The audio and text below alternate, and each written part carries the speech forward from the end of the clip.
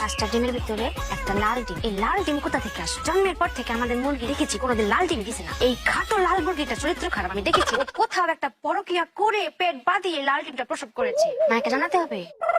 মায়া, ও মায়া, কি হইছে? আমরা ডাকতেছিস কেন? এদিকে শোন, কাম আছে না? ওই যে দুইটা ডিম লয়ে যা, বাজি করবা। তুই কাটা দিতে লয়ে আয়। আমার কথা কি হয়? হ্যাঁ, তোমার কথা হয়। আমি ডিমগুলো দেখো। আরে ডিম আবার কি দেখতা? লক্ষ্য করে দেখো, কোন একটা লাল ডিম আছে।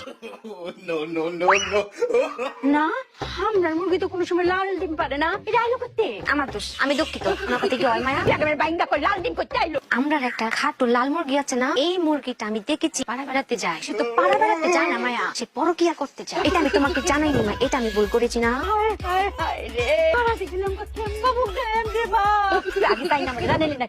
জামাই কানে গেলে কেলেঙ্কারি হয়ে যেত না মায়া? কেলেঙ্কারির বাড়ি আছে কি? তোমার কথা